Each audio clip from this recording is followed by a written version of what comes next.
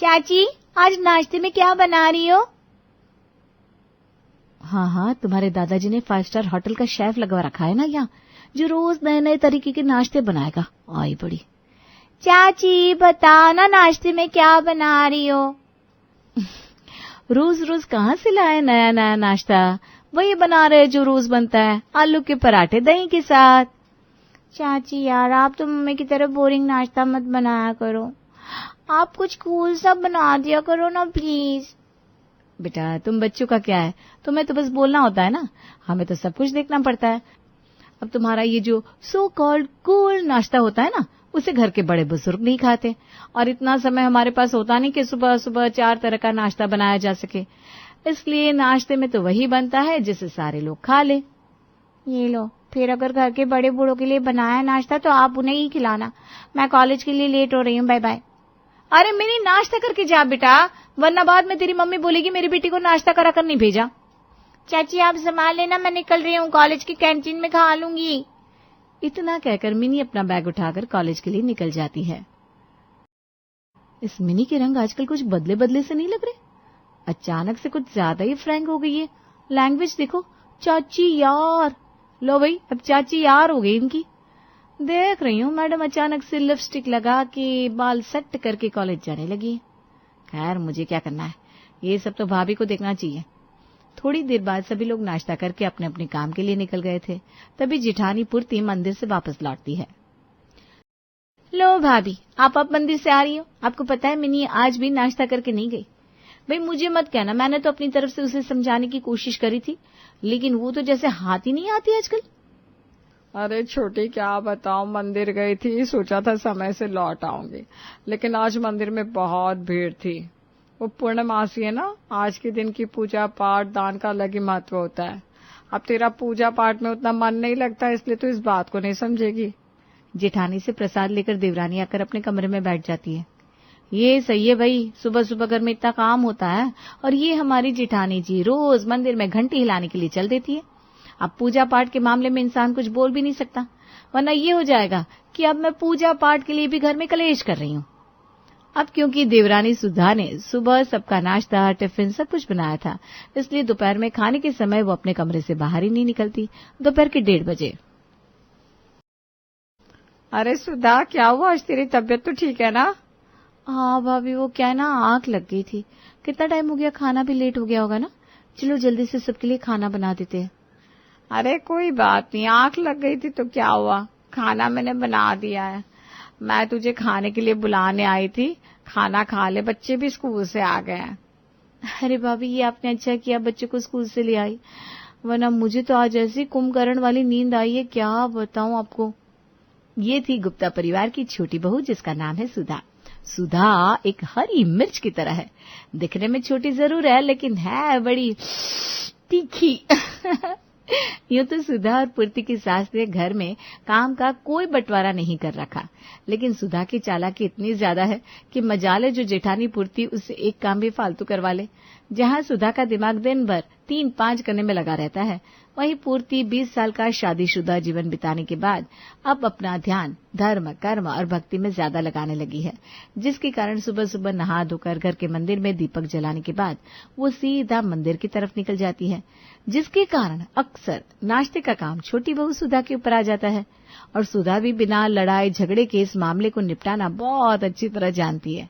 अब सुधा ने अकेले नाश्ता बनाया है तो दोपहर में लंच के समय उसे नींद ना आए। ऐसा कैसे हो सकता है भला। और जब तक सुधा सोकर उठती है तब तक जेठानी पूर्ति सबका लंच बनाकर काम खत्म कर चुकी होती है, और इस तरह सुधा और पूर्ति के बीच में काम का बैलेंस बराबर हो जाता है। सुधा यार, कितने देर हो गए, आजकल तो चाट खाने के लिए भी नहीं आ रही है, कोई बात की नाराजगी है क्या? अरे नहीं यार, नाराजगी क्या होगी, गर्मी ज्यादा पड़ रही है ना, तो मैं सोच रही हूँ ज्यादा तीखा खट्टा ना खाऊं तो अच्छा है, कहीं तबीयत बिगड़ गई तो लेने के देने पड़ जाएंगे। अरे यार, चाट पकौड़ी बहाना है, इसी बहाने दोनों सहेलियां मिल लेते हैं, थोड़ा सुख दुख की बातें हो जाती हैं। हाँ बात तो तेरी ठीक है, अब मैं भी ना पिछले महीने भर से घर में ही हूँ, कहीं जाने का मौका ही नहीं लगा। अच्छा ऐसा करते हैं, चाट पापड़ी छोड़ हम लोग ना आइसक्रीम खाने के लिए चलते हैं, क्या बोलती है? ये करी ना तूने चटपटी सी बात। शाम के समय भाभी वो मेरी सहेली है ना गुड्डू, उसकी तबीयत ठीक नहीं है। अगर आप शाम के चाय नाश्ते की जिम्मेदारी संभालेंगी तो मैं उससे मिलकर आ जाऊं। अरे पुरती जाना, इसमें इतना सोचने वाली क्या बात है। अब तेरी सहेली है, उसकी तबीयत खराब है, तुझे जाना ही चाहिए। जेठानी से झूठा बहाना बनाकर सुधा स्कूटी लेकर सहेली गुड्डू के साथ आइसक्रीम खाने के लिए निकल गई। जैसा कि दोनों सहेलियों ने पहले ही सोच रखा था, दोनों सीधा सिटी मॉल के सामने जाकर रुकती हैं और आइसक्रीम पार्लर में बैठकर मजे से आइसक्रीम खाने लगती हैं। अरे यार, तू अपनी जेठानी की बेटी मिनी को भी लेकर आई है क्या अपने साथ? तूने बताया नहीं? तो पागल है क्या? अकेले आई हूं मैं। किसने कहा तुझे कि मैं मिनी को लेकर आई हूं? मैं अपने घर में बहाना बनाकर आई हूं कि तेरी तबीयत खराब है। गलती से किसी के सामने बोल मत देना कि हम यहाँ बैठकर आइसक्रीम खा रहे थे। कमाल कर रही है। तू देख कर बता तो, सामने जो बैठी है वो मिनी है ना, या मेरी आंखें धोखा खा रही है? सहेली की बात सुनकर सुधा सामने की टेबल पर बैठी हुई लड़की को देखने लगती है। बात तो तेरी बिल्कुल ठीक है, ये मिनी है, लेकिन ये तो कॉलेज के लिए निकली थी, यहाँ क्या कर रही है? सुधा और गुड्डू अभी बात कर रहे थे कि एक लड़का आकर मिनी के पास बैठ जाता है और उसके हाथों के ऊपर अपना हाथ रख देता है। मिनी और उस लड़की को एक दूसरे के साथ हाथों में हाथ लेकर बैठे हुए देखकर सुधा को समझ में आ गया था कि भाई कुछ तो दाल में काला जरूर है। गुड्डू चिल हो गया, फटाफट निकलते हैं यहाँ से। कैसी बात कर रही है यार, चलकर देखते ना, पता नहीं कौन लड़का है, किसके साथ घूम रही है। अरे तू चल ना यार। सुधा गुड्डू का हाथ पकड़कर उसे आइसक्रीम पार्लर से बाहर ले जाती है। देख गुड्डू, पहली बात तो यह कि मैं खुद झूठ बोलकर आई हूँ, इसलिए इस समय उसे रोकने का मतलब है अपनी पोल खोलना। और दूसरी बात यह है, मुझे क्या पड़ी है मैं जाकर उससे पूछूं वो लड़का कौन है, क्यों घूम रही है उसके साथ? अरे भाई, लड़की कहाँ जाती है, कहाँ आती है, क्या करती है, ये सब देखने की जिम्मेदारी माँ बाप की होती है। इसकी माँ तो भगवान के आगे घंटी बजाने से फुर्सत ही नहीं है। उसे समझ में भी आता है कि उसकी लड़की क्या कर रही है। अब माँ बाप अपने बच्चों पर ध्यान नहीं दे रहे तो भुगते। मैं क्या ही बोलूं, तेरी फैमिली का मैटर है, मैं निकलती हूँ, घर पर जाकर खाना वाना भी बनाना है। दोनों सहेलियां अपने अपने घर लौट आई थी। अब आया ना ऊंट पहाड़ के नीचे। बहुत घमंड है ना जेठानी जी को अपनी बेटी पर। नाक कटवा कर रख दी मिनी ने जेठ जी और जेठानी जी की। जब मैं लव मैरिज करके इस घर में आई थी तो बहुत बोलियां बोलती थी सासू माँ और बुआ जी। सबसे पहले बुआ जी को ही फोन करके बताती हूँ कि उनके घर की बेटियों के लक्षण कैसे हैं। सुधा गुस्से में तमतमाते हुए सासू माँ की ननद यानी कि रज्जू बुआ को फोन मिला देती है। प्रणाम बुआ जी, कैसी हैं?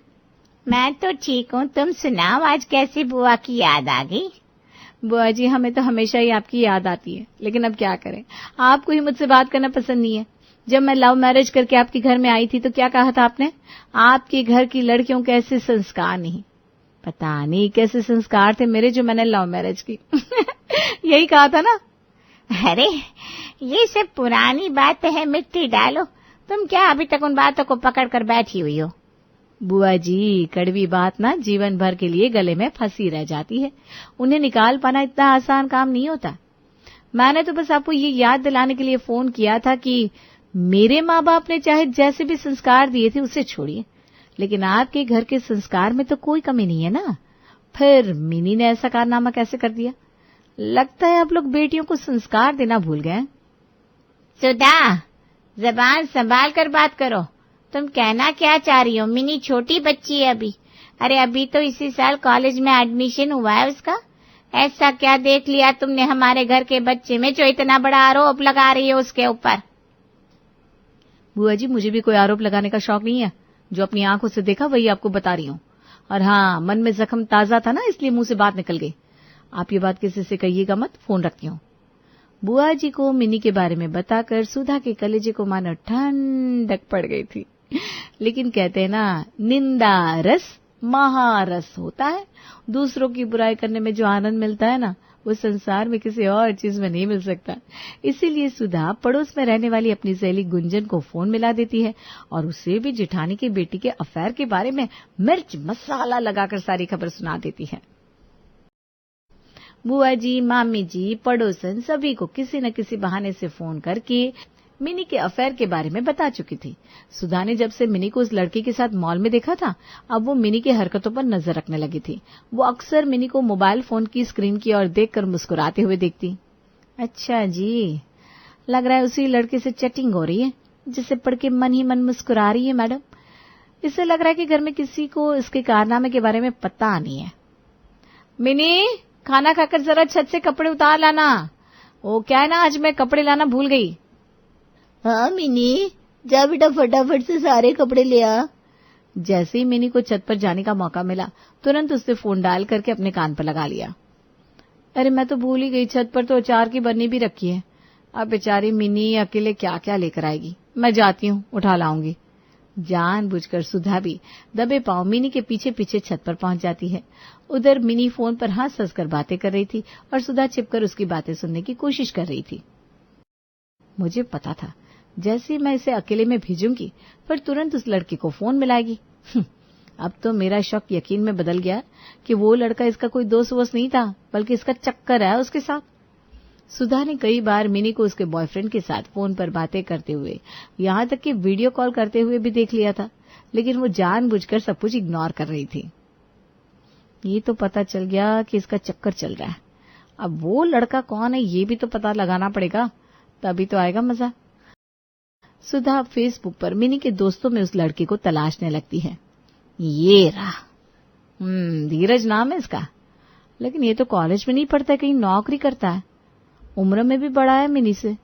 सुधा अपनी तरफ से हाथ पैर मारकर धीरज के बारे में जितनी जानकारी हाथ लगा सकती थी सब निकाल लेती है।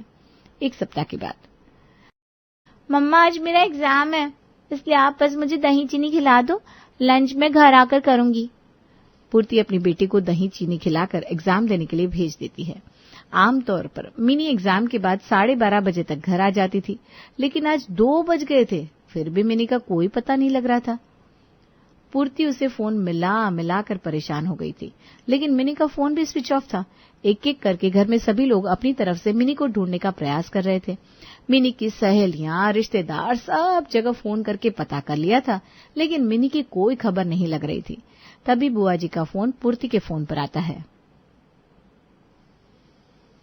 पूर्ति बेटा, क्या बात है, अभी तक घर नहीं लौटी क्या मिनी?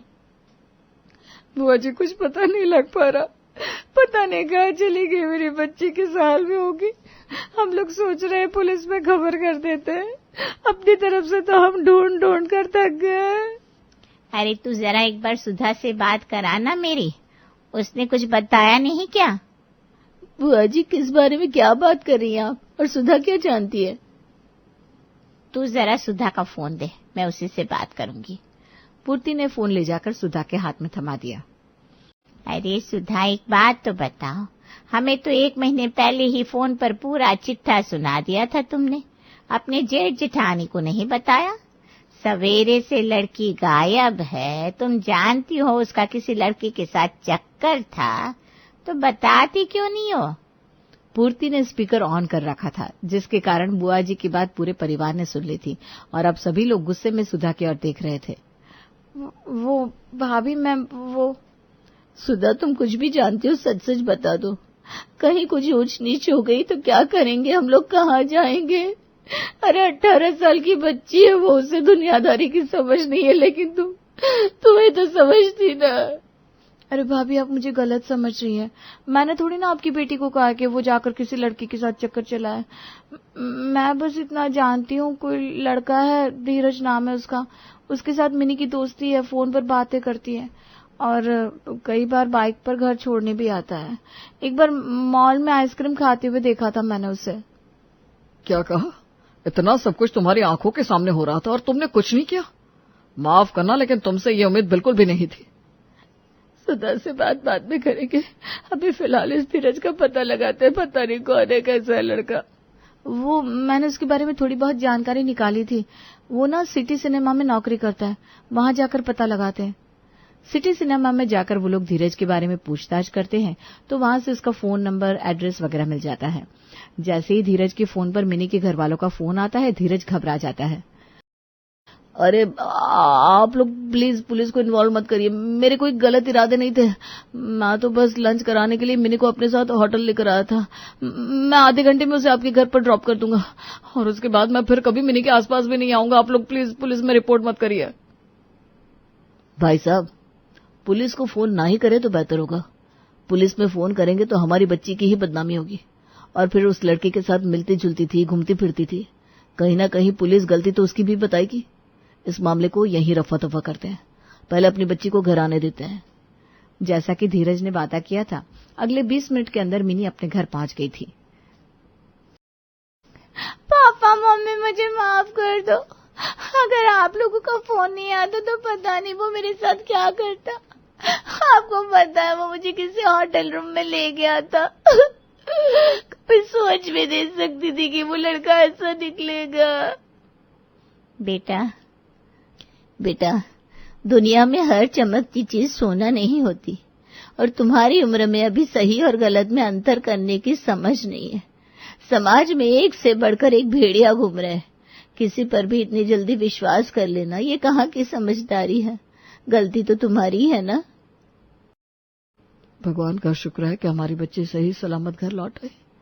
लेकिन मैं तुमसे बस इस बात का जवाब चाहता हूं, अगर मिन्नी की जगह हमारी किट्टू होती तो क्या तब भी तुम वही करती जो तुमने मिनी के मामले में किया? जैसे ही तुम्हें मिनी और धीरज के अफेयर के बारे में पता चला, तुम्हारी जिम्मेदारी बनती थी तुम सबसे पहले भैया और भाभी को इसके बारे में बताती। लेकिन तुमने तो पूरे मोहल्ले में आग की तरह ये खबर फैला दी। हमारे अलावा पूरी रिश्तेदारी ये बात जानती है कि मिनी का किसी लड़की के साथ अफेयर है। मिनी ने जो किया नादानी में किया, लेकिन जो तुमने किया उसकी माफी जीते जी मैं तुम्हें कभी नहीं दे पाऊंगा। अपने बच्चों से गलती हो जाती है तो बड़ों का फर्ज होता है कि वो उसे सही और गलत की समझ दे, और आगे से वो ऐसी गलती ना करे इस बात के लिए समझाए। ढोल बजा बजा कर सारी दुनिया में उस बात का प्रचार कर देने से कौन सा हल निकाला तुमने समस्या का? अगर तुमने सही समय पर यह सब रोक लिया होता तो आज मिनी को यह सब सहना ना पड़ता। ये सारी घटना सारी जिंदगी के लिए उसके दिमाग में छप जाएगी और वो किसी लड़के पर इतनी आसानी से भरोसा नहीं कर पाएगी। सुधा अपने किए पर बहुत शर्मिंदा थी। उसने सोचा ही नहीं था कि उसका एक गलत कदम बात को इस हद तक बढ़ा सकता है। सुधा परिवार में सबसे माफी मांगती है, लेकिन सुधा के लिए माफी की अब किसी के भी दिल में कोई गुंजाइश नहीं बची थी। जेठानी पुर्ती जो आज तक प्रेम भाव से मिलजुल कर इस परिवार को संभाल रही थी, अगले ही सप्ताह वो अपने पति और बच्चों के साथ ऊपर वाले फ्लोर पर शिफ्ट हो जाती है और दोनों देवरानी जेठानी के बीच में एक ऐसी खाई बन जाती है जो कभी नहीं भर सकती थी। अरे कहाँ रह गई बड़की बहुरिया? भूख के मारे यहाँ प्राण निकल रहा है, जल्दी से रोटी ले आओ। कहने को तो दो बहुरियां हैं, दुनिया को लगता है मैं बड़े सुख में हूँ, पर किसे पता यहाँ मुझे टाइम से 2 रोटी तक नहीं मिलती। लाई माँ जी। क्या है शांति जी, क्यों सुबह सुबह शांति मचा रखी है? नाम तो तुम्हारा शांति है पर स्वभाव उसका उलट है। क्या मतलब है आपका जी, क्या कहना चाहते हैं? उफ़ो दीदी, ये लो माँ जी फिर से चिल्लाने लगी। शुरू हो गया इनका भी। सुबह 10 बजे ही भूख लग जाती है इनको। मैं परेशान हो गई इतनी सारी रोटियां बना बना कर। ये कितना इरिटेटिंग काम है। भाई तुम तो 4 दिन में ही परेशान हो गई। मैं तो जब से आई हूँ तीनों टाइम पूरे परिवार को गरम गरम रोटियां बनाकर खिला रही हूँ। मैंने तो बड़ी उम्मीद लगा रखी थी देवरानी आएगी, सहारा मिलेगा, पर तुम तो 4 दिन में ही थक गई। अरे दीदी क्यों ना थकूं, पहले आटा लगाओ, फिर बेलो, फिर सेको, फिर उन पर घी लगाओ, और वो भी गरम गरम रोटी पर। उफ, मेरे तो हाथ ही जल जाते हैं। पर बनानी तो पड़ेगी ना। चलो अब जल्दी करो, सब खाने पर इंतजार कर रहे हैं। माँ जी चिल्ला रही हैं। अरे दीदी हाथ है, कोई मशीन नहीं है, बना तो रही हूँ। दीदी मशीन से याद आया, अगर हम रोटी बनाने की मशीन ही ले आए तो कैसा रहेगा? खाना भी जल्दी बन जाएगा और हम परेशान भी नहीं होंगे। क्यों, क्या कहती हो? 7 जनों की रोटी के लिए मशीन कौन लेता है, पागल है क्या? अरे दीदी वही तो रोटी मेकर नाम की मशीन आती है ना, मैं वो ले आऊंगी, और वो भी आज। चलो आधे पैसे दे दो मुझे मशीन के। अरे भाई मैं क्यों दूं? तुमको शौक चढ़ा है मशीन का, मुझे नहीं। दीदी पैसे तो देने पड़ेंगे, आप जेठ जी से लेकर दे देना। मैं तो सिर्फ रोटी खाऊंगी नहीं, खाएंगे तो सब, आप, जेठ जी और आपके बच्चे भी। हे भगवान, ये कैसी आफत है। मैंने सोचा था इस महीने पैसे बचाकर एक जोड़ी पायल ले आऊंगी, इसने अच्छा बवाल ठास लिया। अब अगर मैं आधे पैसे नहीं दूंगी तो यही सबकी नज़रों में अच्छी बन जाएगी। सासू माँ तो वैसे भी इसकी तारीफ करते थकती नहीं, मेरी बहू इतनी पढ़ी लिखी आई है। अब अगर ये अकेले मशीन ले आई तो सब इसे और पलकों पर बिठा लेंगे। तो भाई थक हार कर बिना मन के आरती को, देवरानी पूजा को रोटी मेकर के लिए पैसे देने पड़ते हैं। फिर क्या, पूजा ले आती है रोटी मेकर। माँ जी देखिए, मैं ये रोटी बनाने वाली मशीन लाई हूँ। अब हाथ से रोटी बेलने की जरूरत नहीं पड़ेगी, बस बटन दबाइए और गर्मा गर्म रोटियां तैयार। अरे बहू ये क्या कर रही है? हाथ पैर काट कर मशीन में डालना बाकी है क्या? हमारे ज़माने में सब हाथ से होता था। अरे सासू माँ, ज़माना बदल गया है, अब सब काम मशीन से होता है। जब कभी मैं और दीदी घर पर ना हुए तो आपको भी आराम मिलेगा। देखो कैसे जल्दी जल्दी रोटियां बन रही हैं। क्या ही मशीन लाई हो पूजा बहू, ज़बरदस्त। देखो आरती बहू, क्या फटाफट रोटी बन रही है। हाँ माँ जी, इसीलिए तो लाई हूँ, इससे समय और मेहनत दोनों की बचत है। बातें हो गई हो तो ज़रा तू झाड़ू लगा ले, मैं पोछा लगा दूँ, बहुत गंदगी फैल रही है। हाँ दीदी, गंदगी तो आपके ही बच्चे फैलाते हैं हर जगह। अब बच्चे होंगे तो गंदगी फैलाएंगे ही, नहीं होंगे तो। दीदी आप भी ना ताने मारने लगती हो। अच्छा सुनो, मैं क्या कह रही थी, अगर हम साफ सफाई करने वाली मशीन ले आए तो हमारा काम कितना आसान हो जाएगा। भला साफ सफाई करने की मशीन होती है क्या? हाँ दीदी, वैक्यूम क्लीनर बोलते हैं। बस बटन दबाया, फर्श पर छोड़ दिया, कोने कोने से गंदगी निकाल कर सफाई कर देता है, वहाँ भी जहाँ सासू माँ की नज़र ना पहुँचे। बस हो गई मशीन की तारीफ, चल अब फटाफट हाथ चला और सफाई करा। दीदी मैं नहीं करी ये सफाई, जब सुविधा मिल रही है तो क्यों नहीं लेनी। चलो आप तो फटाफट पैसे दो, मैं अभी ले आती हूँ। अरे पैसे पैसे क्यों? मैं नहीं दे रही कोई पैसे वैसे, मैं तो खुद ही कर लूँगी सफाई। तुझे चाहिए तो तू अपने पैसे से लिया। अरे दीदी आप भी कितनी कंजूसी करती हो। ये देखो ऑनलाइन मंगा लेते, 50% ऑफ मिल रहा है, सामान भी सस्ते में मिल जाएगा और हमारा काम भी आसान हो जाएगा। हे भगवान, अब अगर इसे पैसे नहीं दिए तो ये बात बात पर मुझे सुनाएगी कि मेरे बच्चे ही गंदगी फैलाते हैं और सफाई इसकी मशीन करती है। कहाँ फंस गई मैं। सोचा था कुछ पैसे बचाकर बसंत पंचमी पर पहनने के लिए एक पीली साड़ी ले लूँगी, पर ये पूजा, खुद के पास तो पैसे भरे पड़े हैं, मायके से आते अमीर जो है, और यहाँ देवर जी भी तो खूब कमाते हैं, और मैं फिर क्या, बिना मन के आरती को पूजा को पैसे देने पड़ते हैं। कुछ पैसे पूजा ने खुद मिलाए और बाकी के लिए पहुँच गई सास के पास। माँ जी मुझे आपसे कुछ पैसे चाहिए थे। पर क्यों बहू, अभी मकर संक्रांति पर ही तो तुम कपड़े गहने सब मंगवाए थे ना। हाँ माँ जी वो तो आपने दिलाए थे, पर पैसे मुझे अपने लिए नहीं, घर के सामान के लिए चाहिए। मैं घर की सफाई करने के लिए मशीन लाऊंगी। मैंने और दीदी ने आधे पैसे मिला दिए हैं, अब आधे आप दे दो। क्या, घर की सफाई की भी मशीन होती है? जी माँ जी, बस कुछ मिनट में ही घर चमका देती है। और वैसे भी माँ जी होली का त्यौहार आ रहा है कुछ दिन में, तो काम तो आएगी ही। पूरा घर, सोफे, कालीन सब साफ कर देगी ये वैक्यूम क्लीनर। अरे पर बहू तुम दोनों कर तो लेती हो ना सफाई। अरे माँ जी दे दीजिए ना, फिर आप देखिएगा कैसे घर के सारे काम फटाफट होते हैं। फिर क्या भाई, सास सीने पर हाथ रखकर बड़े धीरे से अपने बटुए से पैसे निकालकर पूजा को पकड़ाती है और तीसरे दिन पूरे घर में घर घर मशीन सफाई करने लगी है। देखा दीदी कितनी जल्दी जल्दी सब काम हो रहा है, रोटी सफाई सब फटाफट। हाँ हाँ देख रही हूँ, और ये भी कि कैसे मेरी कमर टूट रही है। उफ़ो दीदी आप तो हर टाइम ताने ही मारती रहती है। वैसे कमर टूटने से याद आया, कमर तो बाथरूम में कपड़े धो धो कर टूट रही है हम सबकी। दीदी मैं क्या सोच रही थी, एक वॉशिंग मशीन ले लेते ना, वो भी फुल्ली ऑटोमेटिक। पता है उसमें बस निरमा और कपड़े डालो, बटन दबाया और कपड़े धुलकर सूख कर निकलते हैं। अरे अब बख्श दो मेरी माँ, पैर पड़ती हूँ तेरे, मुझे नहीं चाहिए फुल्ली ऑटोमेटिक मशीन, मैं खुद धो लूँगी। और वैसे भी ये मशीन इंसान का हाथ नहीं बन सकती, इसकी कोई गारंटी है कब खराब हो जाए।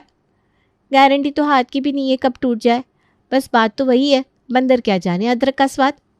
तुम मुझे ताना मार रही हो, आपने लिमिट में रहो समझी, देवरानी हो मेरी सास नहीं।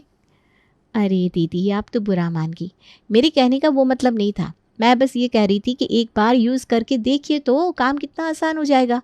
आपको, जेठ जी के बच्चों के, खुद के, माँ जी और ससुर जी के कितने सारे कपड़े धुलने पड़ते हैं, कितना समय बर्बाद होता है। इतना समय बचे तो आप मोबाइल पर अपनी फेवरेट चटपटी कहानियाँ सुन सकती है ना। अरे हाँ बात तो तेरी सही है, पर कुछ नहीं दीदी, आप तो बस कुछ पैसे लाओ, बाकी मैं माँ जी और इनसे ले लेती हूँ। हे भगवान, अब इस पूजा की बच्ची ने तो सच में मेरी कमर तोड़ दी। माँ जी मुझे ना आपसे कुछ पैसे चाहिए। क्यों बेटा, अभी कल ही तो दिए थे तुझे पैसे वैक्यूम क्लीनर लाने के लिए। हाँ माँ जी दिए थे ना, पर उसका तो मैं वैक्यूम क्लीनर ले आई ना। अरे तो अब क्या चाहिए? माँ जी आप ही सोचिए, घर पर कितने कपड़े होते हैं, आप कितना सोच सोच कर साड़ी पहनती हो कि भाई धोनी पड़ेगी। और दीदी सोचिए अगर आपकी साड़ियाँ मशीन ही धो देगी तो फिर धोने की टेंशन ही ख़त्म, फिर आप एक क्या दिन में 4 साड़ियाँ बदल सकती हैं। अरे पर बहू, थोड़ा बहुत खुद से भी काम करना अच्छा होता है, ऐसे सब काम मशीनें करेगी तो हम बहुत आलसी हो जाएंगे। पर कुछ नहीं माँ जी, आपको पता है, जैसी फुल्ली ऑटोमेटिक वॉशिंग मशीन मैंने देखी है ना, वैसी पूरे मोहल्ले में किसी के पास नहीं है। सोचिए हमारे घर का रुतबा मोहल्ले में कितना बढ़ जाएगा। वैसे भी मैंने उस दिन वो गीता आंटी को आपसे बात करते हुए सुना था, कैसे लंबी लंबी आपके सामने फेंक रही थी, मेरे घर ये है, मेरे घर वो है। भाई फिर क्या। सास शांति देवी ने आधे अधूरे मन से बहुत धीरे से अपना बटुआ निकाला और कांपते हाथों से पूजा को पैसे दे दिए। बहू, पैसे बचे तो मुझे वापस कर दियो। हाँ हाँ हाँ माँ जी बिल्कुल। अब हमारी पूजा पहुंच गई दुकान पर और वो वॉशिंग मशीन ले रही थी, तभी उसकी नज़र पड़ी ओवन पर। भैया ये क्या है? मैडम ये ओवन है खाना गर्म करने का, केक बनाने का, समोसे पेटीज सब गर्म करने का। अरे वाह, ये तो बड़े काम की मशीन है। वैसे भी अमित ऑफिस से लेट आते हैं, ठंडा खाना खाते हैं, ये अच्छा है, एक बटन दबाया और खाना गर्म। ले ही लेती हूँ, माँ जी और दीदी बहुत खुश हो जाएंगी। भैया इसे भी पैक कर दीजिए। पूजा ने सारा सामान ऑटो में लदवाया और पहुंच गई घर। अरे बहू, तुम तो वॉशिंग मशीन लेने गई थी, उसके साथ अब ये क्या ले आई? अरे माँ जी, ये खाना गर्म करने की मशीन है। पापा जी और ये देर से ऑफिस से आते हैं और ठंडा खाना खाते हैं, तो मैंने सोचा इसे भी ले लेती हूँ। अच्छा अच्छा ठीक है। अच्छा वो पैसे बचे होंगे ना, ला मुझे दे दे। अरे कहाँ बचे माँ जी, ये ले लिया ना मैंने, ओवन खाना गर्म करने की मशीन। क्या? सास शांति देवी को बड़ी जोर का झटका लगा। वो अपना ठगा सा मुंह लेकर रह गई। अजी सुनती हो क्या शांति देवी? हाँ सुन रही हूँ, कहिए। वो मैंने पैसे दिए थे तुम्हें 1 लाख रुपए, उसमें से 20,000 रुपये ला कर देना, ज़रा काम है। अजी कहाँ से दूँ? उसका तो पूजा बहू वो सफाई करने वाली मशीन, क्या नाम था कुछ अंग्रेजी में। हाँ जो भी था, आजकल देख रहा हूँ घर में मशीनें आ रही है तो मेरी मेहनत की कमाई यहाँ उड़ाई जा रही है। ज़रा हाथ समेट कर चलो भाग्यवान, ऐसे खर्च करोगी तो गृहस्थी कैसे चलेगी। खैर आज रात के खाने के साथ लहसुन धनिया और टमाटर की चटनी भी बना लेना, बहुत दिन से खाने का मन कर रहा है। ठीक है जी, कह देती हूँ बहू से। बहू सुनती हो क्या? जी माँ जी। तुम्हारे ससुर जी को आज लहसुन टमाटर और धनिया की चटनी खानी है, ज़रा वो पीस लेना। ठीक है माँ जी। अरे माँ जी, जब बाज़ार में ग्राइंडर मिक्सचर मिलता है तो सिलबट्टे पर क्यों पीसनी? और वैसे भी माँ जी इस पर तो हम दालें पीस सकते हैं आपके लिए, अच्छे अच्छे शेक और जूस भी बना सकते हैं। वैसे भी ना आप इन दिनों बहुत कमज़ोर सी हो गई हैं। फिर क्या था, पूजा की बात सुनते ही आरती वहाँ से छूमंतर हो गई। सासू माँ की हालत तो ऐसी थी कि मरता क्या न करता। फिर आ गया ग्राइंडर मिक्सचर। ऐसा करते करते पूजा घर में कई सारी इलेक्ट्रॉनिक चीज़ें ले आई, जैसे dish washer, cloth drawing machine आदि। एक दिन, क्या सोच रही हैं माँ जी? अब क्या मैं सोच भी नहीं सकती कुछ, या फिर जो सोचो तुझे बता के सोचो? अरे नहीं माँ जी, मुझे लगा कहीं आप वही तो नहीं सोच रही जो मैं सोच रही हूँ। तू क्या सोच रही है जो मैं सोच रही हूँ? ज़्यादा पहलिया मत बुझा, साफ साफ बोल। माँ जी, पूजा ने पूरे घर को इलेक्ट्रॉनिक सामानों की दुकान बना दिया है। हमारी पर्स तो खाली ही हो गई है, ऊपर से इन सामानों के रख रखाव में बड़ा समय लगता है। वैसे इन 2 सालों में पहली बार तूने सही बात कही है, कुछ तो करना पड़ेगा अब। दोनों की बात हो ही रही थी कि किचन से एक तेज धमाके की आवाज़ आई और सब लोग दौड़कर वहीं पहुंच गए। अरे ये क्या, बहू का रोटी सेकने वाला फूक गया? हे भगवान, कितनी महंगी मशीन थी। हाँ माँ जी, और ये ओवन भी। लगता है लाइट बहुत तेज आई थी, पर यह कैसे लापरवाही, तुम लोगों ने स्विच खुला ही छोड़ दिया था क्या? जब चीज़ उपयोग करनी आती नहीं तो लाते क्यों? माँ जी, मैं तो इसमें टाइमर लगा के गई थी, पता नहीं ये कैसे हुआ। पर आप पापा जी, आप परेशान ना हो, मैं कल ही इसे बनवा लाती हूँ। भाई आरती को तो सदमा लग गया था, उसकी पायल और पीली साड़ी फूंक चुके थे। वहीं पूजा अब मैकेनिक की दुकान पर जाती है तो उसे तो वहाँ जोरदार झटका लगता है। ये पूरी तरह जल गया मैडम, बन नहीं सकता, अब दूसरा ही खरीदना पड़ेगा आपको। ठीक है, पर वो सामने रखी मशीन क्या है? मैडम इसे गारमेंट स्टीमर कहते हैं। इसमें बैठकर प्रेस करने की ज़रूरत नहीं पड़ती है, बस बटन दबाया और हैंगर पर टंगे कपड़े पर इसे घुमा दिया, हो गया प्रेस।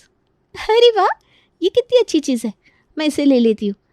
वैसे भी माँ जी को घुटने के बल बैठने में दिक्कत होती है, अगर उन्हें कभी प्रेस करनी हुई तो ये बहुत काम की है। इसे पैक कर दो। माँ जी, कहाँ हो आप? आ गई तुम? वो बाजार से अवन और रोटी सेकने वाली मशीन बना कर ले आई ना। वही तो, कहाँ बनी माँ जी। मैकेनिक बोला ये तो एकदम खराब हो गई, कबाड़ में जाने वाली। पर मैं ना एक बहुत बढ़िया चीज़ खरीद कर लाई हूँ। ये देखिए, गारमेंट स्टीमर, मतलब नए ज़माने की प्रेस। कहीं भी खड़े होकर प्रेस कर लो। अब आपको घुटने के बल बैठकर प्रेस करने के लिए परेशान नहीं होना पड़ेगा।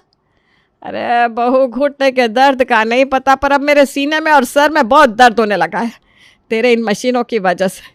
जल्दी ही मुझे हार्ट अटैक भी आ जाएगा।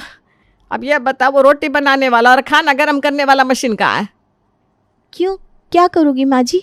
कुछ नहीं, जहाँ सब कबाड़ जमा है वहां रखाऊंगी। पूजा, पूजा, माँ जी कहाँ हो सब? आई दीदी। क्या हुआ रे बड़की, तेरे घर में साफ सफाई करते समय चिल्लाने का रिवाज है क्या? अरे माँ जी, चिल्लाऊं ना तो क्या करूं? देखो ये मशीन चल ही नहीं रही, बिल्कुल भी कूड़ा नहीं खींच रही। पर दीदी सुबह तो चल रही थी। हाँ, सुबह तो चल रही थी। कोई नहीं, मैं इसे मैकेनिक को दिखा कर लाती हूँ। मैडम, इलेक्ट्रॉनिक चीज़ें हैं, जिंदगी भर थोड़ी ना चलती है। इसके अंदर पत्थर मिले हैं, बुरी तरह ख़राब हो गई थी।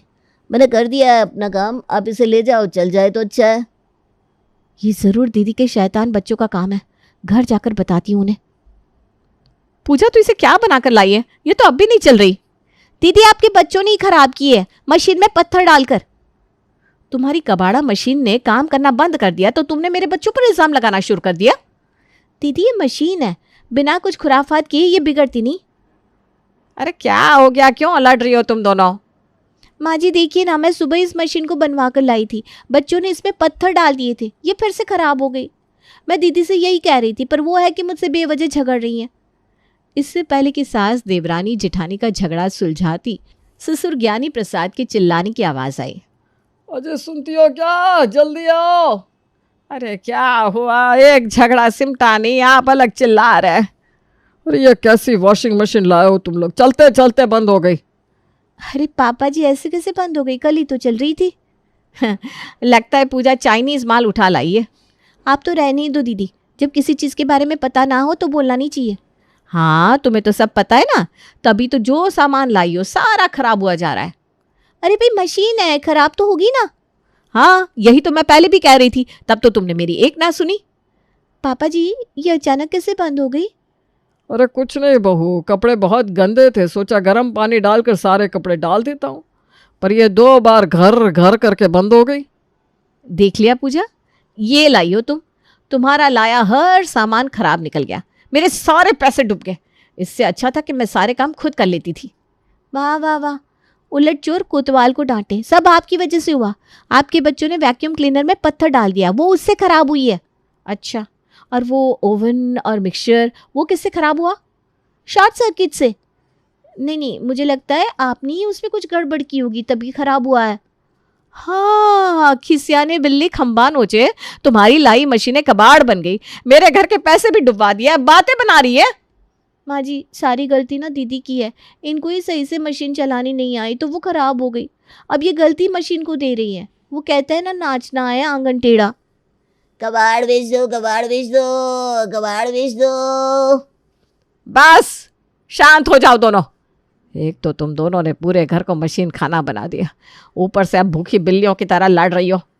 शांति देवी गुस्से से स्टोर रूम में घुसी और सारी बिगड़ी मशीनें बाहर निकालकर कबाड़ वाले के पास पहुंच गई। या लो भैया, इसे भी तोल लो। लाओ अम्मा। अम्मा, इसमें लोहा तो नाम मात्र का है, सब फाइबर प्लास्टिक है। इस हिसाब से आपके 200 रुपये हुए। क्या? सिर्फ 200? लेकिन ये सारा 1.5 लाख का सामान आया था। अम्मा, ये कोई सोना नहीं है जो दाम बढ़ जाएगा, इसे तो कोई मुफ्त में भी ना ले। देना हो तो दो, वरना मैं चला। कबाड़ी की बात सुनकर शांति देवी ने घूर कर पूजा की ओर देखा। उसने शर्म से सिर नीचे कर लिया। पूजा बहू, ये ले, ये तेरी फुल्ली ऑटोमेटिक मशीनों का हिसाब। कबाड़ी ने 200 रुपये दिए हैं, अब इन पैसों से चाट खा और मौज कर। क्या भाई, आज क्या हुआ है? पानी खाओगे क्या? अरे क्या बोलूं यार, बहुत दुखी हूँ, कुछ करने को जी ही नहीं कर रहा। क्या बात हो गई है जिसके लिए तू इतना परेशान है? मेरी बेटी किसी दूसरी जात वाले लड़के से शादी करना चाहती है, समझ में नहीं आ रहा क्या करूं। शादी कर दी तो पूरे समाज में इज्जत चली जाएगी मेरी, और ना करी तो मेरी बेटी जीने नहीं देगी। मुझे पूरा दिन एक ही बात बोलती रहती है, मैं जी नहीं सकती उस लड़के के बिना। अरे मुंह लटका रहता है उसका। चल अब एक पान खा चूना लगा के। मेरे पान में ऐसा नशा है कि तू सारे दुख भूल जाएगा। अरे नहीं नहीं, आज नहीं।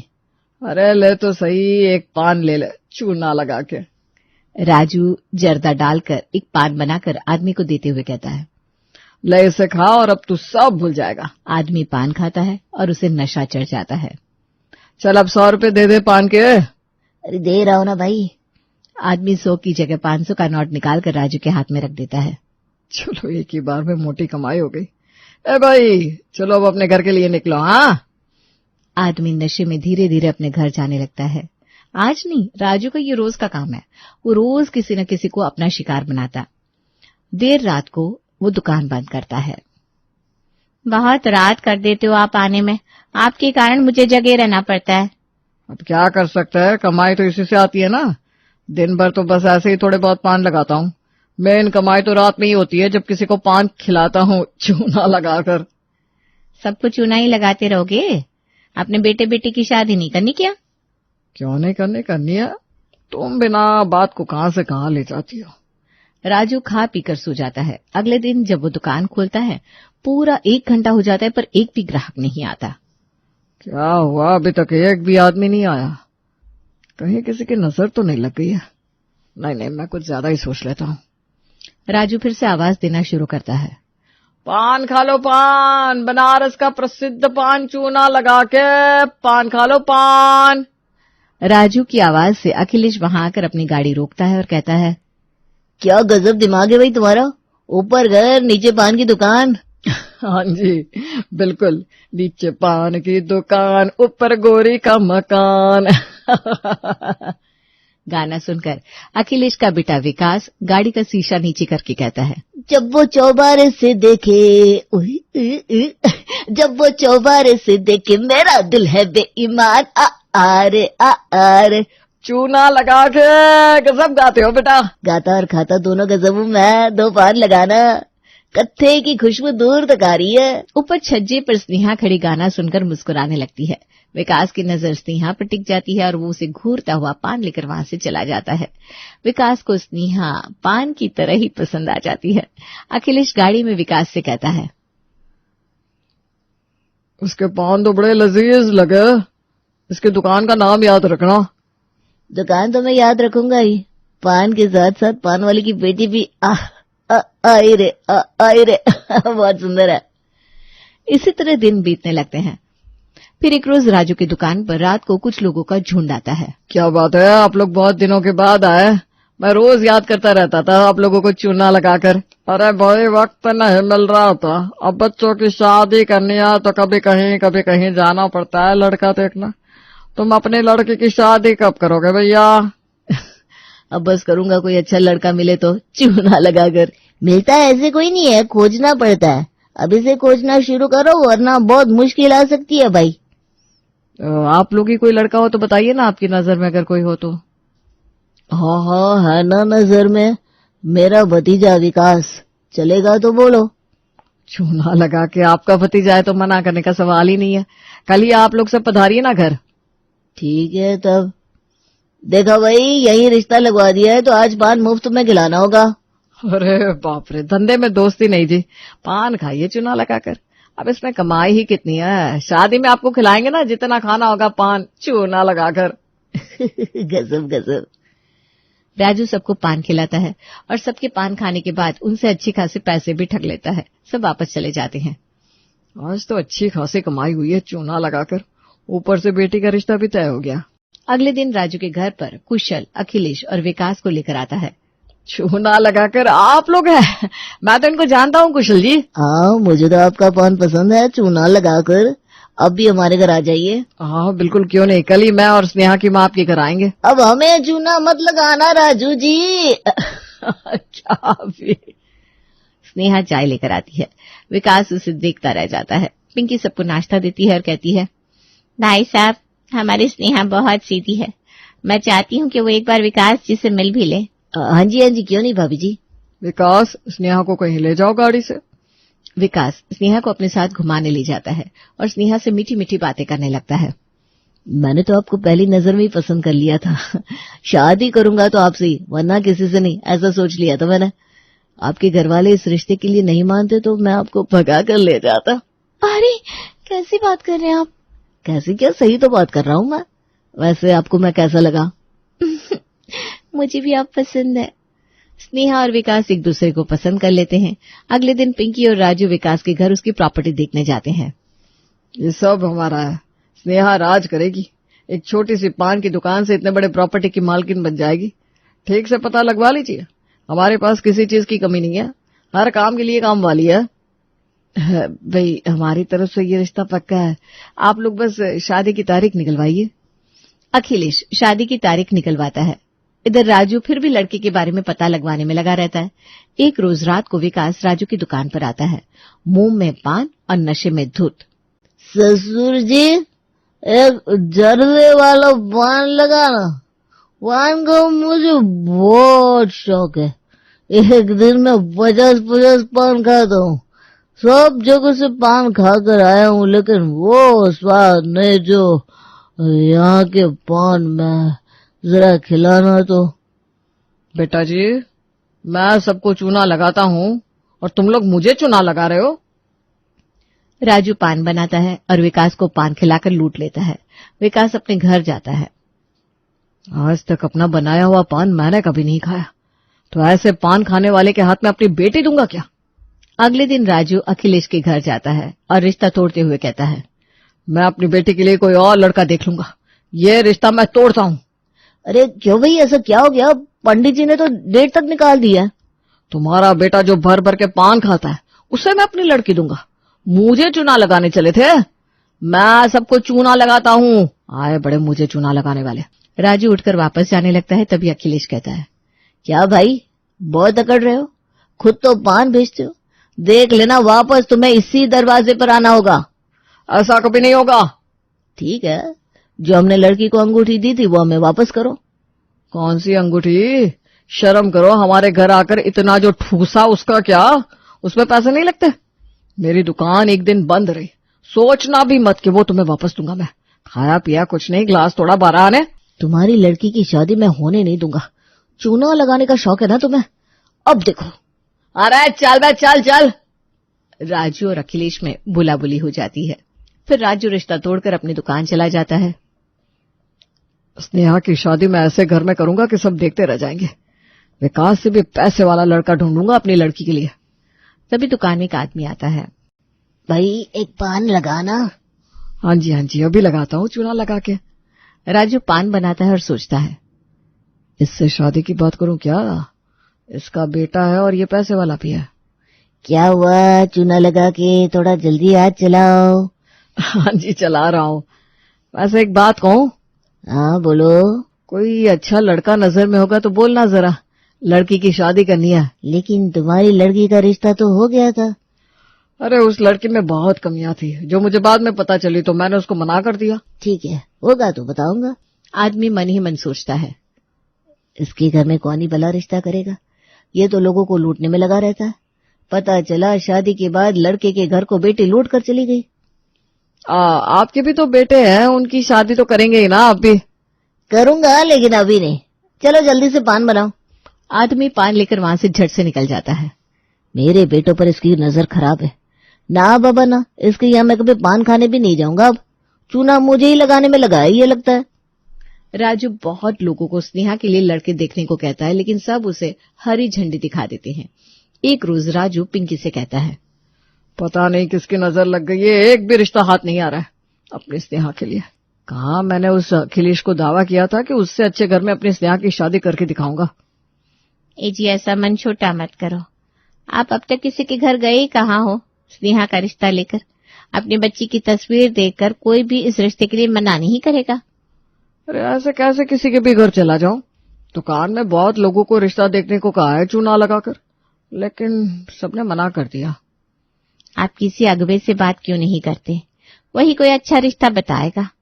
हाँ, ये ठीक कहा तुमने। कल मैं सबसे पहले उसी के घर जाऊंगा। राजू अगले दिन अगवे के घर जाता है और कहता है, चूना लगा के मैं तो थक गया भाई, लड़का देख देख कर। तुम ना अब स्नेहा के लिए लड़का देखो, और वो भी अच्छा पैसे वाला। हाँ जी, बिटिया तो बहुत सुंदर है जी, उसकी तस्वीर दे दो, एक से एक रिश्ता मिल जाएगा। तुमसे यही उम्मीद है चूना लगा के। भाई रिश्ता करवाने का मैं 10,000 लूंगा, ये जान लो कि ये नहीं कि तुम मुझे ही चूना लगा दो। अरे तुम रिश्ता तो करवाओ, तुम्हारा मुंह भर दूंगा बस। अगवा लड़की देखने लगता है। अगवा एक पैसे वाले आदमी के घर जाता है। भैया आपके बेटे के लिए एक अच्छी सुंदर लड़की का रिश्ता लाया हूँ, जरा देखूं फोटो। अगवा स्नेहा की फोटो दिखाता है। फोटो देखते ही आदमी कहता है, लड़की सच में सुंदर है, इसके पिता से मेरी बात करवा दो। हाँ जी अभी करवाता हूँ। अगवा राजू को फोन करता है। भाई बात करो लड़के वाले से। हाँ जी, कैसी लगी मेरी लड़की? लड़की तो पसंद है मुझे, आपने अपना परिचय नहीं दिया। मेरी पान की दुकान है चूना लगा के, नीचे दुकान ऊपर मकान। क्या? आदमी फोन कट करके अगवे को देता है। अरे भाई ऐसे ऐसे आदमी के घर का रिश्ता मत लेकर आओ, ये चूना लगाकर पान नहीं बनाता, सब लोगों को चूना लगाता है, कौन इसके घर में रिश्ता करेगा? हाँ? अरे पर लड़की बहुत सुंदर है। सुंदरता का आचार लगाए क्या? वो भी अपने बाप की तरह होगी चूना लगाने वाली। अरे पर एक बार देख तो लीजिए। नहीं मुझे कुछ नहीं देखना, जाओ यहाँ से। अगवा वहां से उठकर चला जाता है। फिर किसी दूसरे के घर में जाता है और स्नेहा की तस्वीर दिखाकर कहता है, भाई जी ऐसी लड़की कहीं नहीं मिलेगी, आपके बेटे के लिए बहुत अच्छी है। ठीक है, लड़के के घर वालों का परिचय दो। वो राजू पान की दुकान है ना, उसी की लड़की है। वो चूना लगाने वाला ना बाबा ना, मैं किसी कीमत पर उसके घर में रिश्ता नहीं करूंगा। अरे लेकिन क्यों, एक बार देखिए तो। तुम यहाँ से 9, 2, 11 हो जाओ और ऐसा रिश्ता मेरे घर दोबारा मत लेकर आना, समझे? अगवा वहां से चला जाता है। सोचा था इसका रिश्ता करवाकर अच्छी कमाई करूंगा, लेकिन इसका रिश्ता तो हो ही नहीं रहा। राजू का नाम कितना खराब है बाजार में। चलो 1-2 जगह और ट्राई कर लेता हूँ।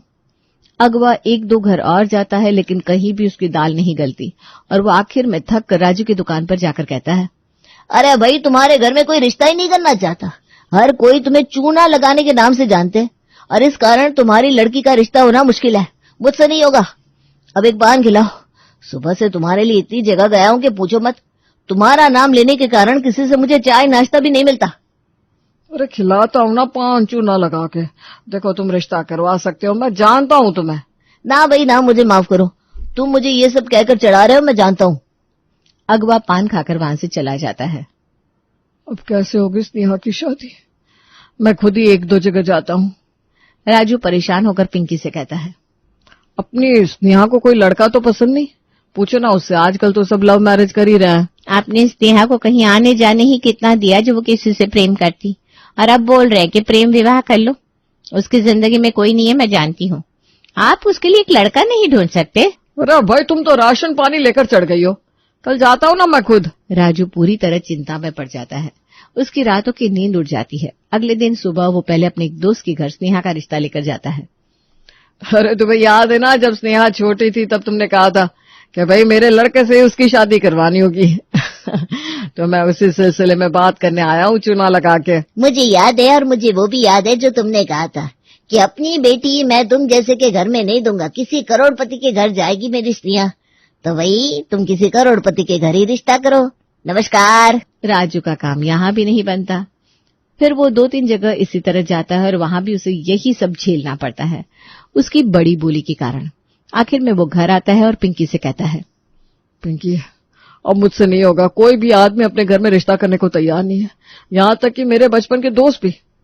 उनकी गलती नहीं है, आपने भी उन्हें अपने घमंड में बहुत कुछ कहा है। ऊपर से जो आप दिन भर चूना लगा के बोलते रहते हो, तो कोई क्या ही सोचेगा। विकास का रिश्ता भी तोड़वा दिया अपनी अकड़ के कारण।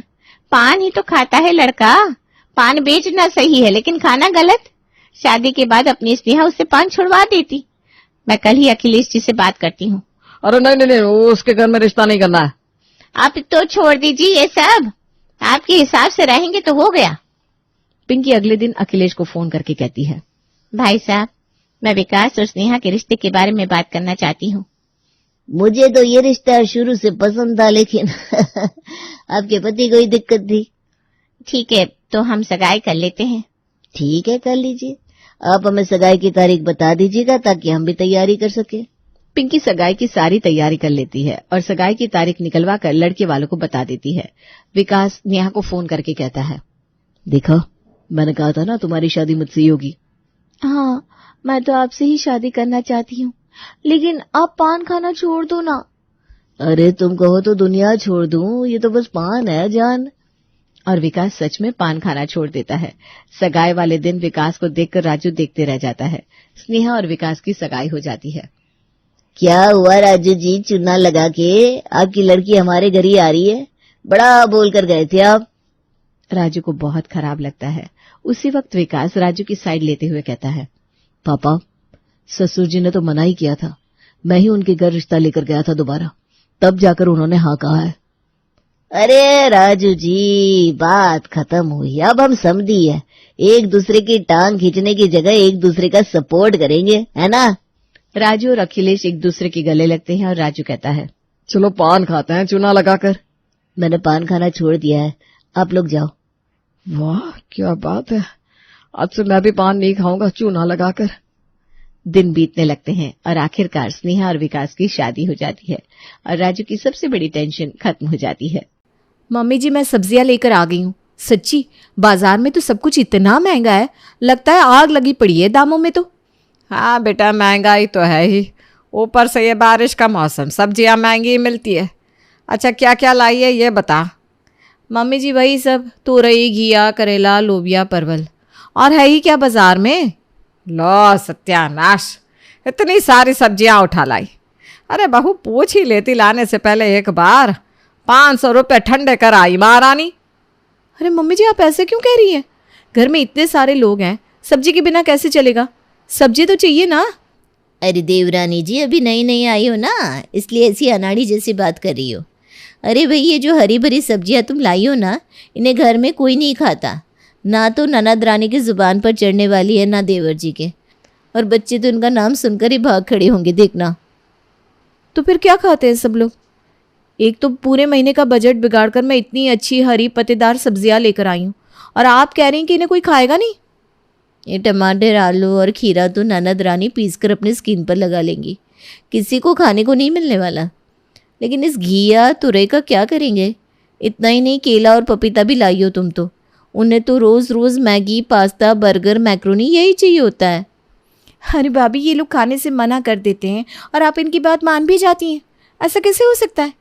अरे भाई, हरी सब्जियां फल फूल नहीं खाएंगे तो और खाएंगे क्या? आपकी जानकारी के लिए बता दूं कि शरीर को सब तरह के पोषण की ज़रूरत होती है। अच्छी हरी सब्जी नहीं खाएंगे ना तो शरीर में आयरन और विटामिन की कमी हो जाएगी। अरे ये ज्ञान की ना मोटी मोटी बातें हमें समझ में आती हैं, लेकिन इन चारों को कौन समझाएगा? आप चिंता मत करो भाभी, मैं देखती हूँ ये लोग हरी सब्जियां खाने से इनकार कैसे करते हैं। पापा जी क्या बात है, अब रात में रोज़ चूरन क्यों खाते हैं? आपके पेट में दर्द रहता है क्या? अरे नहीं नहीं बेटा, मुझे ना ज़रा कब्ज़ की शिकायत रहती है, बस इसीलिए रोज़ चूरन खाकर सोना पड़ता है।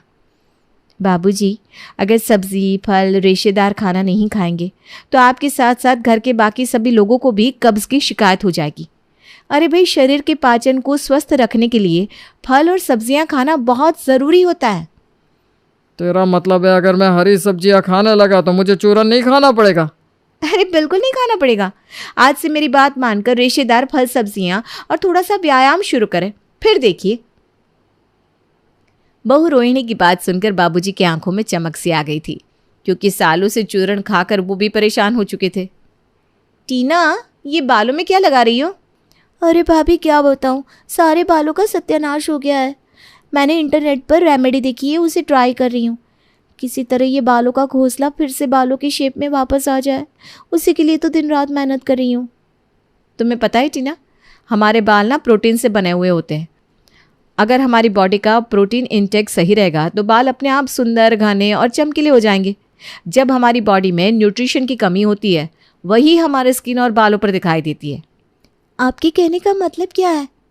मेरे कहने का मतलब बस इतना सा है कि अगर तुम अपने खाने में जंक फूड की जगह दालें, हरी सब्जियां, नट्स और फ्रूट्स ऐड करोगी ना, तो बाल के साथ साथ स्किन भी चमकने लगेगी। सोच लो, तुम्हें टेस्ट की ज़्यादा चिंता है या अपने बालों की? बात तो आपकी एकदम सही है भाभी, बाल से बड़ी तो दुनिया में और कोई चीज़ ही नहीं है। अरे बाल की कीमत एक टकले से पूछो। उस बेचारे के जीवन का सबसे बड़ा दुख यही होता है कि उसके सर पर बाल नहीं होते। भाभी आपको पता है, टीना और बाबूजी दोनों लोग हरी सब्जियां और फ्रूट्स खाने के लिए तैयार हो गए। आप चिंता मत करो, धीरे धीरे सबको लाइन पर ले आऊंगी, बस थोड़ा सा और इंतज़ार करो। दोपहर का समय था। जेठानी के दोनों बच्चे रिया और अंकित अपना होमवर्क कर रहे थे। तभी रोहिणी अपने मोबाइल में एक वीडियो ऑन करके उनके पास जाकर बैठ जाती है। क्या आप भी चाहते हैं कि आपके एग्जाम में फुल मार्क्स आए? स्कूल में होने वाले सारे कंपटीशन में आप ही फर्स्ट आए? अगर आपके मन में ये सब बातें चल रही है तो हमारा ये वीडियो शुरू से अंत तक ज़रूर देखें। सबसे पहली बात, अगर आप रोज़ आंवले के साथ एक मुट्ठी ड्राई फ्रूट खाओगे तो उससे आपकी शारीरिक और मानसिक ताकत बढ़ेगी। दूसरी बात यह कि जब हम अच्छा खाना खाते हैं तो बॉडी को ज़्यादा ऑक्सीजन मिलता है। ज़्यादा ऑक्सीजन रिलीज़ होने से शरीर के अंगों तक ज़्यादा ऑक्सीजन पहुंचता है, जिससे शरीर का अच्छे से विकास होता है। जब दिमाग और शरीर स्वस्थ होगा तभी तो आप आने वाले एग्ज़ाम में अच्छा रिजल्ट ला पाएंगे। इसलिए आज से ही हरी सब्जियां और फलों को खाना शुरू कर दो और फिर देखो रिजल्ट्स। अरे वाह, मुझे तो पता ही नहीं था एग्ज़ाम में अच्छे नंबर लाना इतना आसान काम है। बचपन में अगर मुझे ये बात बता दी होती तो हेल्दी खाना खाकर मैं भी कब की टॉपर बन गई होती। लेकिन मैं इतनी बेवकूफ़ थी कि अच्छा खाना देखकर मुंह टेढ़ा करती थी। लेकिन मुझे लगता है तुम लोग मेरी तरह बेवकूफ़ी नहीं करोगे, है ना? सच कहा ना? सही बात है चाची, इस तरह से तो कभी सोचा ही नहीं था। आप ना अब से मेरे लिए ग्रीन वेज बनाया करो। मुझे तो भाई ब्रेन को हेल्दी करना है और वो आंवला भी खाना है मुझे। फिर देखता हूँ सारों को कैसे मुझे बिट करके क्लास में फर्स्ट आता है। चाची और मेरे लिए वो बनाना, वो जो रेड रेड होता है ना, जिसमें ब्लड जैसा रेड कलर निकलता है, ताकि मेरे चिक्स भी ना उसकी तरह रेड हो जाए। रोहिणी की गोल गोल बातों में घर के सारे सदस्य फंस गए थे। हरी सब्जियों का फायदा बताकर उसने ससुर, ननद, यहाँ तक कि घर की शैतान चौकड़ी रिया और अंकित को भी अपनी तरफ कर लिया था। हालांकि लौकी का जूस और करेले की सब्जी खाने को तो खुद सासू माँ भी तैयार नहीं थी, लेकिन रोहिणी के पास तो जैसे सबके मूड को सेट करने की चाबी थी। अब तो रोज ही घर में घिया, टिंडा, भिंडी बनने लगे थे। धीरे धीरे सभी खाना सीखने लगे थे। ये क्या हो गया है सबको? सबके सब भैंस की तरह हरा चारा खाने लगे। जब से छोटी भाभी आई है इस घर की तो आबो हवा ही बदल गई। 1 हफ्ता हो गया है, हर रोज़ घास फूस खाकर मैं तो तंग हो गया हूँ। लगता है सबसे बात करनी ही पड़ेगी। अरे टीना, तू कब से ये सब खाने लगी? चलना मोमोज खाकर आते हैं। नहीं भैया, ये सब ना अनहेल्दी खाना है, इसे खाने से स्किन खराब होती है। मैं तो आज से हेल्दी स्नैक्स ही लूँगी। भाभी ने मेरे लिए ड्राई फ्रूट्स रोस्ट करके रखे, मैं वही खाने वाली हूँ। अरे बूढ़े जैसी क्या बात कर रही है? ये सब खाने के लिए अभी बहुत उम्र पड़ी है हमारे पास। हेल्थ की चिंता बुढ़ापे में कर लेंगे, अभी तो जमकर टेस्ट उड़ाते हैं। और ये क्या कीड़े मकोड़े खा रही है कटोरी में? क्या भैया आप भी? ये कीड़े मकोड़े नहीं है, अंकुरित मूंग है, स्प्राउट्स कहते हैं इन्हें। बहुत हेल्दी होते हैं, ढेर सारा प्रोटीन और फाइबर होता है इनमें। अरे भाई, क्या जादू चला दिया भाभी ने कि ये सब बिल्कुल हिप्नोटाइज हो गया। पर मैं इतनी आसानी से हार नहीं मानने वाला। मैं सबको वापस ट्रैक पर ला कर ही मानूंगा। अगर ये लोग फिर से वही सब खाने को तैयार नहीं हुए ना तो मुझे भी सारी उम्र यही सब टिंडा और भिंडी खाना पड़ेगा। कुछ तो सोचना पड़ेगा। नीरज बारी बारी से जाकर घर में सभी को जंक फूड खाने के लिए उकसाता है, लेकिन कोई भी उसकी बातों में आने के लिए तैयार ही नहीं था। बस करिए देवर जी, और कितना हाथ पैर मारेंगे? अब कोई भी आपकी बातों में नहीं आने वाला। अब आप भी सरेंडर कर दीजिए और घिया, परवल और हरी सब्जियां खाने के लिए तैयार हो जाइए। और मैं ये सब कोई आपके बुरे के लिए थोड़ी ना कर रही हूँ। आप देखना 1 महीने के अंदर अपने आप में कितना चेंज दिखने को मिलेगा आपको। वो तो वक्त ही बताएगा कि घर में कौन सा खाना बनेगा और किसके अंदर बदलाव आएगा। मुझे तो ऐसा लग रहा है कि थोड़े दिन में आप भी हमारी तरह मसालेदार खाना खाकर वाह वाह करते नजर आएंगे और अपना ये घिया तौरी भूल जाएंगी। अगले दिन सभी लोग लंच के समय तो एक ही सब्जी से रोटी खा रहे थे। तभी घर के 40 इंच स्क्रीन के टीवी पर नीरज कढ़ाई पनीर का वीडियो चला देता है और रेस्टोरेंट से लाकर कढ़ाई पनीर उनके सामने बैठकर ही खाने लगता है। अरे बेटा, ये कढ़ाई पनीर तो बड़ा अच्छा नज़र आ रहा है। ला ज़रा थोड़ा सा टेस्ट करा दे। अरे नहीं पापा, आप कह रहे थे ना आपको तेल मसाला नुकसान करता है, तो आप रहने दो। आप अपनी तोरी खाओ और प्रभु के गुण गाओ। चाचू आप अकेले अकेले खा रहे हैं, गलत बात है, थोड़ा सा तो टेस्ट करवा दो। हाँ चाचू, वैसे भी पनीर तो हेल्दी होता है, पनीर तो हम लोग खा ही सकते हैं। पनीर हेल्दी होता है लेकिन कढ़ाई पनीर हेल्दी नहीं होता। कढ़ाई पनीर में तो भाई ढेर सारे मसाले, तेल डाला जाता है, तभी तो इतना टेस्टी होता है। अगर बिना तेल मसाले का होता तो तुम्हारी तोरी जैसा ही लगता। अब तुम अपनी तोरी की शक्ल देख लो और मेरे कढ़ाई पनीर की। क्या टेस्ट है, क्या रंग है, आहा क्या खुशबू है, मज़ा आ गया। सामने स्क्रीन पर चल रही कढ़ाई पनीर की वीडियो देखकर घर में सभी के मुंह में पानी आ रहा था। नीरज को इतना तो समझ में आ गया था कि इस तरह सबके सामने बैठकर चिढ़ाकर खाना खाने से बाकी लोगों के मन में भी खाने को लेकर इच्छा जाग रही है। बस उसे तो प्रॉब्लम का सोल्यूशन मिल गया था। अब वो रोज सबके सामने बैठकर उन्हें दिखा दिखा कर कभी शाही पनीर तो कभी पिज्ज़ा खाता। 3 दिन बाद, भाभी मुझे ऐसा लग रहा है कि इतना ज़्यादा हेल्दी खाना कहीं ऐसा ना हो कि प्रोटीन और विटामिन का ओवरडोज हो जाए। आप ना मेरे बाल और स्किन की चिंता मत करो, उसके लिए मैंने सप्लीमेंट्स मंगा लिए हैं। आप तो बस आज बढ़िया सा छोले भटूरे बनाकर खिला दो। टीना की बात सुनकर बाकी सब भी छोले भटूरे के नाम सुनकर भावनाओं में बह जाते हैं और रोहिणी की इतने दिनों की मेहनत पर पानी फिर जाता है। एक बार जो जंक फूड खाना शुरू होता है फिर तो जैसे शेर के मुंह में खून लग गया था। अब रहने भी दीजिए, गोल गोल बातें करके कितना बहलाएंगी सबको। ये लग सुधरने वालों में से नहीं है। बेचारी रोहिणी का घर वालों को हरी भरी सब्जियां खिलाने का सपना अधूरा रह जाता है और एक बार फिर से घर में हर रोज जंक फूड बनना शुरू हो जाता है। अरे रिन्नी बहू, तेरे फूफा ससुर आ रहे हैं, घर को फिर से चमका दे, दूध को फाड़ कर रसगुल्ला बना ले और हाँ, आरती की थाली तैयार रखना। रिन्नी सर पर हाथ रख लेती है। क्या बात है माँ जी, अब तो बुआ जी की शादी को 30 साल हो गए, लेकिन फूफा जी की खातिरदारी तो ऐसे होती है जैसे। अरे बहू, तुझसे ज्यादा तो मैं परेशान हूँ, लेकिन करूँ भी तो क्या। तेरे ससुर जी से उनकी माँ मरते वक्त यही मांग गई थी कि कुछ भी हो उनके दामाद की खातिरदारी हमेशा रहनी चाहिए। तो बेटा। हाँ हाँ ठीक है माँ जी, मैं अभी जाकर इंतजाम करती हूँ। थोड़ी देर में एक छोटी सी हाइट का पतला सा आदमी घर के अंदर आता है। अरे नहीं नहीं, कुछ नहीं चाहिए हम लोगों को, घर में मेहमान आने वाले, भागो यहाँ से निकलो। अरे क्या बदतमीजी है, घर के किसी बड़े को बुलाओ। तभी वहाँ रिन्नी बहू आ जाती है। अरे फूफा जी आप आइए आइए, ये नौकरानी है घर की, इसे कुछ पता नहीं। अरे कैसे पता नहीं, घर पर काम पर रखा था तो परिवार वालों की फोटो नहीं दिखाई थी एल्बम में। अरे लो जी, अब हम एल्बम में फोटो क्यों देखे, काम करे कि रिश्तेदारी का पावर पॉइंट बनाए, हाँ बताओ तो जरा। तभी रिन्नी की सास आ जाती है। अरे बहुत बोलती है ये, अरे चुप हो जा यहाँ से। रिन्नी, आरती की थाली लिया, फूफा जी की आरती उतार ले। अब क्या, जितना उतारना था नौकरानी को आगे रखकर उतार ही दिया ना। न जाने किस घड़ी में इस घर की बेटी से ब्याह कर लिया, न माँ को सहूर था न ही भाभी को। माफ करिए जी, मैं अभी आई। किसी तरह घर के सभी सदस्य मिलकर फूफा जी को समझाते हैं, माफी मांगते हैं और मिन्नतों के बाद। तो जीजा जी कैसे आना हुआ, बहन बता रही थी कोई खास काम है। वैसे तुम लोगों से क्या खास काम हो सकता है, खास काम तो खास लोगों से होता है और तुम लोग ठहरे आम इंसान। रिन्नी पति की तरफ देखती है। पति उसे शांत रहने को कहता है। वैसे फूफा जी, मैंने बेटे की शादी तय कर दी है, शादी की तैयारी रखिएगा। अच्छा, क्या तैयारी करनी है? देखो पैसे वैसे चाहिए तो अभी बता दो, वैसे भी ससुराल इतना फक्कड़ रहा है कि बस पूछो मत। रिन्नी को आ जाता है गुस्सा।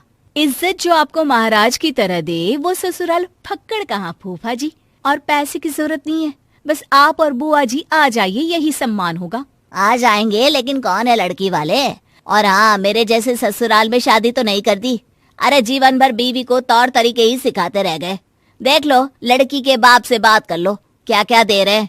कहीं ऐसा ना हो हम लोगों की तरह तुम लोगों को भी कुछ ना मिले सिवाय लड़की के। सभी को फूफा की बात पर गुस्सा आता है, लेकिन करते भी तो क्या, मरी माँ की आखिरी ख्वाहिश को मानकर शांत रहते हैं। उनके जाने के बाद मैंने जीवन में ऐसा आदमी नहीं देखा, कुछ नहीं होता था इन लोगों के पास। बाबूजी ने बिजनेस शुरू करवाया, पैसे देकर घर खरीदवाया, बिजनेस का गुण सिखाया और आज अपने ससुराल को भला बुरा बोल रहा है। पर माँ, बुआ कुछ क्यों नहीं कहती? उन्हें तो स्टैंड लेना चाहिए ना अपने मायके के लिए। अरे क्या करे वो बेचारी, जब से शादी हुई है उसकी तो किसी ने सुनी ही नहीं। बस घर का काम और पति की हाँ पर हाँ। कभी माँ बाप ने सिखाया ही नहीं कि अपने हक के लिए खड़े हो। रिन्नी और सास के बीच आई गई हो जाती है कि एक रोज रिन्नी के ससुर जी कहते हैं, अरे क्या क्या तैयारियां चल रही है शादी की। वो क्या है ना, कमला बुआ आ रही है, फोन आया था। क्या फूफा जी भी आ रहे हैं साथ में? वैसे भी आज हम लोग मेरे बेटे के होने वाले ससुराल जा रहे हैं। माँ तुम बुआ को देख लेना, मैं और रिन्नी तो नहीं होंगे, हमारा जाना जरूरी है। अरे क्या पता बेटा, लेकिन अगर वो साथ आए तेरी बुआ के तो घर पर तो बवाल मचा देंगे। बेटा करता भी तो क्या, नहीं गया अपने बेटे के ससुराल और माता पिता के साथ बैठकर बुआ और फूफा जी का इंतजार कर रहा था कि तभी बुआ आती है। अरे वाह मेरी बहना, बड़े दिन बाद आई। हाँ हाँ कमला दीदी, आपके पतिदेव तो आए थे, आप भी साथ आ जाती। क्या हो गया, दोनों साथ घूमते नहीं है क्या? भाभी वो आपने अपने पोते की शादी तय कर दी है ना, तो उसके लिए ही भेजे थे ये हमको। पर बुआ जी, हम लोगों को तो किसी भी चीज की जरूरत नहीं है, बेटे की शादी है, हाँ आप लोगों का आशीर्वाद चाहिए बस। भाभी की बात सुनकर बुआ की आंख में आंसू आ जाते हैं। अरे दीदी मायके आई हैं, खुश होइए। बिटिया मायके आकर फ्री होती है और आप हैं कि मन में भार ली हुई है। क्या हो गया बताइए? अरे क्या बताऊं भाभी, इन्होंने ही भेजा है, बोला है आप लोगों को साफ साफ बोल दूं कि शादी में ससुराल की तरफ से इनको सोने की चेन और 5,000 रुपये का चढ़ावा लड़की वालों से बोल कर दिलवा दे, नहीं तो ये शादी में नहीं आएंगे। मुझे भी धमकाया है कि नहीं तो मुझे अकेले ही भेज देंगे। और ये क्या बात होती है बेटा, हम लोगों ने तो किसी भी तरह के लेन देन के लिए मना कर दिया है। लड़की अच्छी है और उनकी माता पिता इतने सक्षम नहीं है। मैंने कुछ पैसे जमा किए हैं, वही आप लड़की वालों को बोलकर इन्हें दिलवा दीजिए ना, बाकी सोने की चेन का इंतजाम तो कर लूंगी मैं। अरे वो तो है मेरे पास, वही दे देंगे। रिन्नी बहू, जाकर सुनार के यहाँ से पॉलिश करवा लेना या तुड़वा कर नई ले लेना। बुआ के चेहरे पर मुस्कान आ जाती है। मैं आज भी आप लोगों पर बोझ बनी हूं ना भाभी। अरे कैसी बात कर रही हो, माँ पापा नहीं है तो क्या हुआ, तेरा भाई और भतीजा तो है ना। जीजा जी को बोलना सब कुछ मिलेगा, परेशान ना हो बस। शादी वाले दिन लड़की के पिता कहते हैं, ये लीजिए भाई साहब, ये पैसे और सोने की चेन। वैसे आप लोगों की औकात क्या इतना ही देने की है? और क्या क्या दे रहे हैं आप लोग दहेज में? या आपकी शादी भी ऐसे ही हो रही है जैसे मेरी हुई थी, फक्कड़? नहीं नहीं भाई साहब, हम लोगों को बिल्कुल लालची लोग नहीं मिले, बहुत ही समझदार हैं ये लोग। लड़की को ही दहेज मानते हैं, लेन देन के नाम पर भी सिर्फ यही लिया है जो आपके हाथ में है। हम तो खुश नसीब है कि हम लोगों को कोई मांगने वाला नहीं, ससुराल के कंधे पर रहने वाला दामाद नहीं, बल्कि अपने बल पर अपनी बीवी को संभाल लेने वाला दामाद मिला है। ये सुनकर फूफा जी का मुंह उतर जाता है और उसके बाद फिर वो कभी कोई डिमांड नहीं करते।